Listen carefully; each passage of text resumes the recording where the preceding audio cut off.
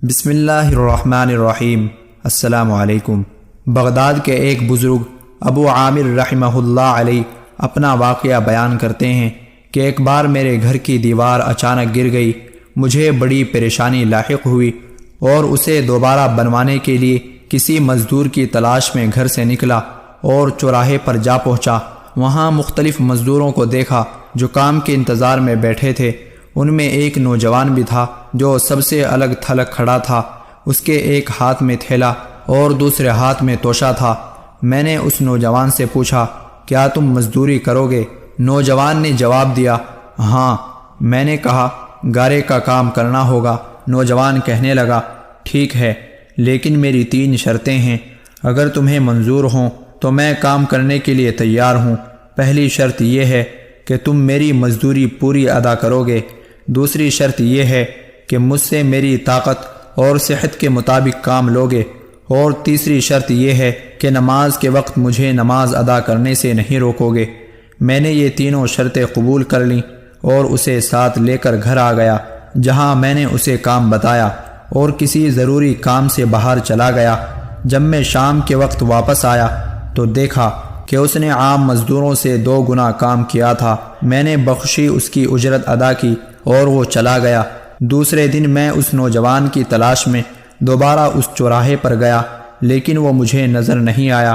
میں نے دوسرے مزدوروں سے اس کے بارے میں دریافت کیا تو انہوں نے بتایا کہ وہ ہفتے میں صرف 1 دن مزدوری کرتا ہے، باقی دن اللہ تعالیٰ کی عبادت میں گزارتا ہے۔ یہ سن کر میں سمجھ گیا کہ وہ عام مزدور نہیں بلکہ کوئی خاص آدمی ہے۔ میں نے ان سے اس کا پتہ معلوم کیا اور اس جگہ پہنچا تو دیکھا کہ وہ نوجوان زمین پر لیٹا ہوا تھا اور اسے سخت بخار تھا۔ میں نے اس سے کہا، میرے بھائی، تو یہاں اجنبی ہے، تنہا ہے اور پھر بیمار بھی ہے، اگر پسند کرو تو میرے ساتھ میرے گھر چلو اور مجھے اپنی خدمت کا موقع دو۔ اس نے انکار کر دیا، لیکن میرے مسلسل اصرار پر مان گیا، لیکن ایک شرط رکھی کہ وہ مجھ سے کھانے کی کوئی شے نہیں لے گا۔ میں نے اس کی یہ شرط منظور کر لی اور اسے اپنے گھر لے آیا۔ وہ 3 دن میرے گھر قیام پذیر رہا، لیکن اس نے نہ تو کسی چیز کا مطالبہ کیا اور نہ ہی کوئی چیز لے کر کھائی۔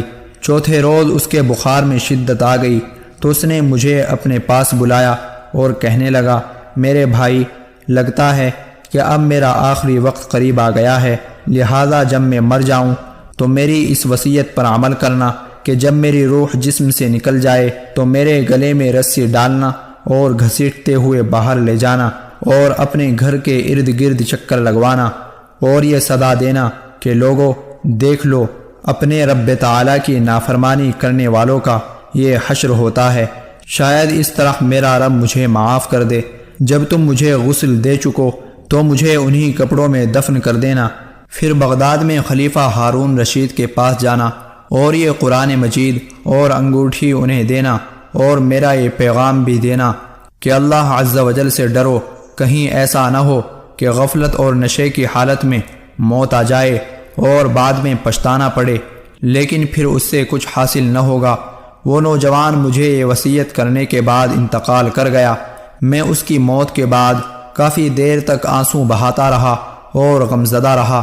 پھر نہ چاہتے ہوئے بھی میں نے اس کی وصیت پوری کرنے کے لیے ایک رسی لی اور اس کی گردن میں ڈالنے کا قصد کیا تو کمرے کے ایک کونے سے ندا آئی کہ اس کے گلے میں رسی مت ڈالنا، کیا اللہ عز و جل کے اولیاء سے ایسا سلوک کیا جاتا ہے؟ یہ آواز سن کر میرے بدن پر کپ کپی طاری ہو گئی۔ یہ سننے کے بعد میں نے اس کے پاؤں کو بوسہ دیا اور اس کے کفن دفن کا انتظام کرنے چلا گیا۔ اس کی تدفین سے فارغ ہونے کے بعد میں اس کا قرآن پاک اور انگوٹھی لے کر خلیفہ کے محل کی جانب روانہ ہو گیا۔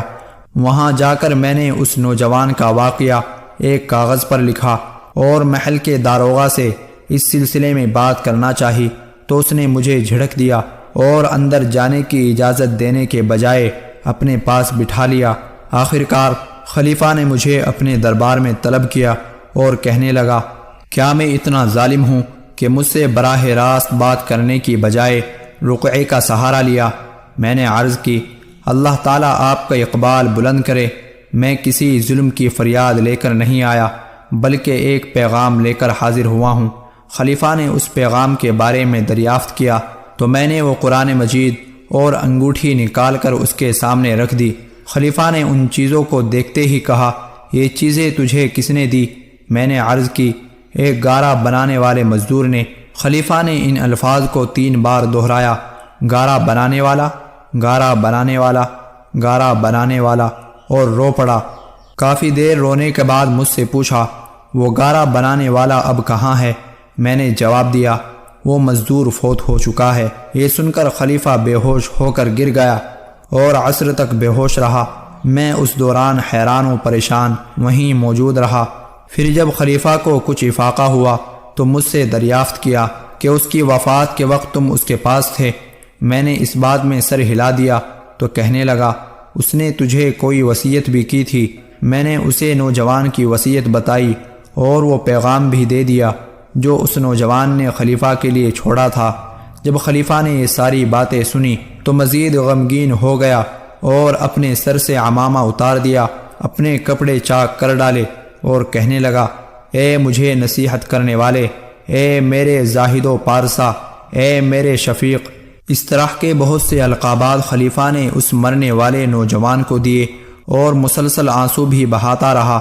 یہ سارا معاملہ دیکھ کر میری حیرانی اور پریشانی میں مزید اضافہ ہو گیا کہ خلیفہ ایک عام سے مزدور کے لیے اس قدر غمزدہ کیوں ہے۔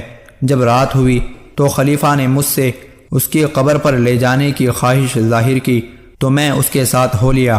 خلیفہ چادر میں منہ چھپائے میرے پیچھے پیچھے چلنے لگا۔ جب ہم قبرستان میں پہنچے تو میں نے ایک قبر کی طرف اشارہ کر کے کہا، عالی جا، یہ اس نوجوان کی قبر ہے۔ خلیفہ اس کی قبر سے لپٹ کر رونے لگا۔ پھر کچھ دیر رونے کے بعد اس کی قبر کے سرہانے کھڑا ہو گیا اور مجھ سے کہنے لگا، یہ نوجوان میرا بیٹا تھا، میری آنکھوں کی ٹھنڈک اور میرے جگر کا ٹکڑا تھا۔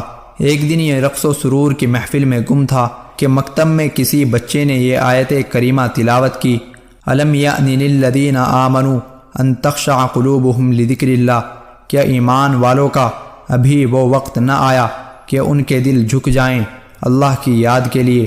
جب اس نے یہ آیت سنی تو اللہ تعالیٰ کے خوف سے تھر تھر کانپنے لگا اور اس کی آنکھوں سے آنسوؤں کی جھڑی لگ گئی اور یہ پکار پکار کر کہنے لگا، کیوں نہیں، کیوں نہیں، اور یہ کہتے ہوئے محل کے دروازے سے باہر نکلا۔